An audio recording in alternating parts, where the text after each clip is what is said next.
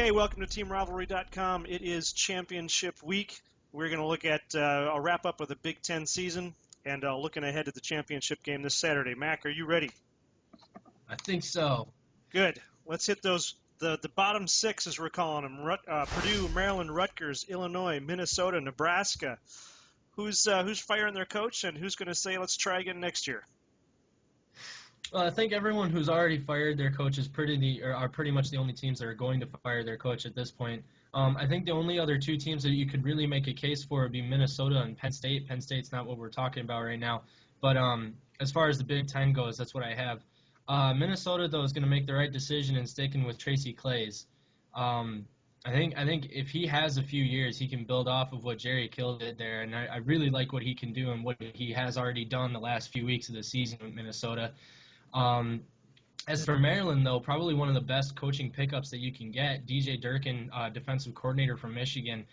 Durkin is a progressive kind of guy, and he'll be a progressive head coach with a program that just needs to restart from ground zero. Rutgers is sort of the same way, clean in house, but the difference between Maryland and Rutgers, Maryland already with a home run hire, a couple of good recruits coming in. They can build off of that. Rutgers has nothing to build off of. They clean house, athletic director, head coach, and so far there haven't been any candidates mentioned, nor do they have a very good recruiting class even by Rutgers standards. So it'll be interesting to see how that plays out, but that's what I have right now. All right. Michigan losing their star defensive coordinator to Maryland. That seems like it might be tough for next year, but we'll get to Michigan in a bit. Moving up to the unranked bowl bounds, Indiana, Penn State, and Wisconsin. What do you got? Indiana, Penn State, and Wisconsin are all fairly decent teams. The problem is that they're all kind of taking steps at this point. Indiana's taking a step in the right direction. Wisconsin definitely took a step in the right direction this season. Wisconsin with the first-year head coach, he's really doing a good job there at Wisconsin, 9-3, 6-2 in the conference. That's pretty much the best you can ask for apart from a perfect season, but that's just so unlikely with the first-year head coach that they should definitely be happy with what they have. They're not ranked. That's sad, but they didn't win the games that they needed to get ranked. But still, they're bowl-bound, and this is an opportunity for them to build for the future. Indiana, same thing. Indiana, honestly, the only problem I really see with them is defense. They really need to build up that defense, get some more size, get some more speed.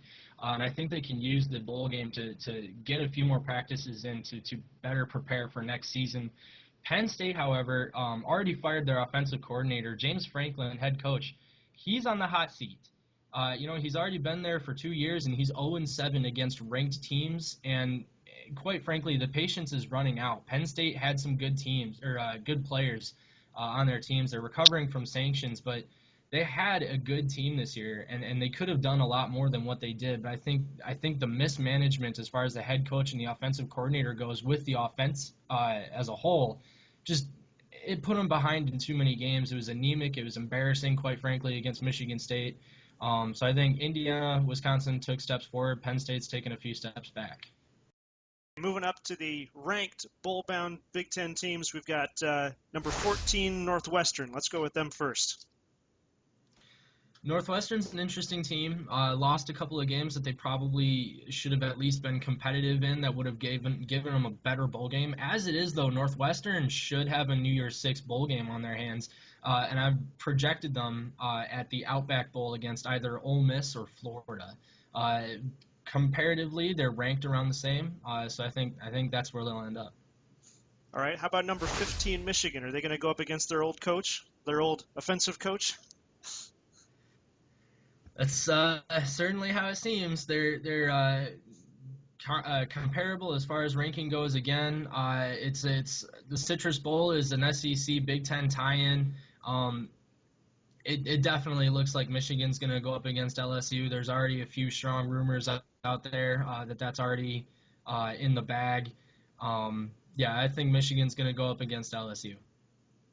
All right, moving up the charts here, we're going to go to number 6, Ohio State, and we're calling them our wild card team. What's going on with Ohio State? Well, Ohio State had a chance at the Rose Bowl. That was if they went to the Big Ten championship game and lost. That said, the Rose Bowl may be passing up on a Big Ten team altogether. So this kind of puts the loser of the Big Ten championship game and Ohio State at a bit of a loss because Ohio State's up there. They're number 6 right now.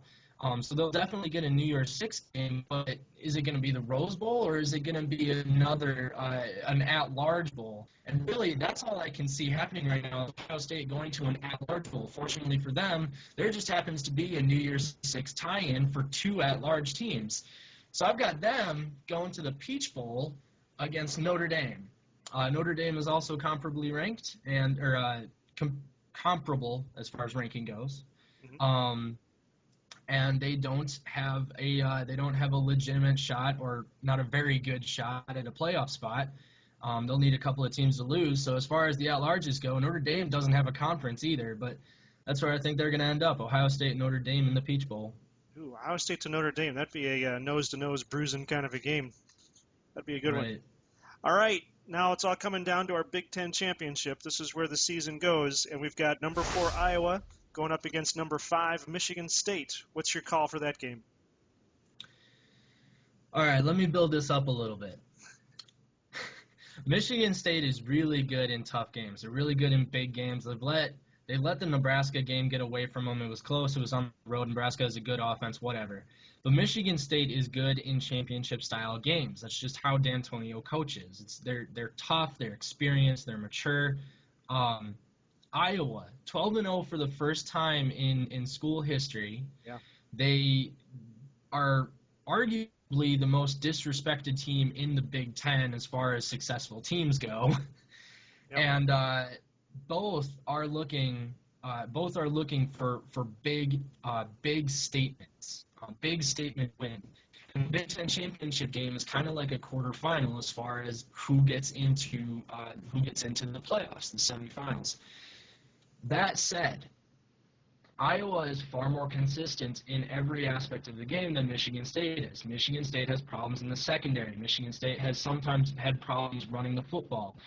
Michigan State has had problems throwing the football. Even Connor Cook has showed been a little shaky at times.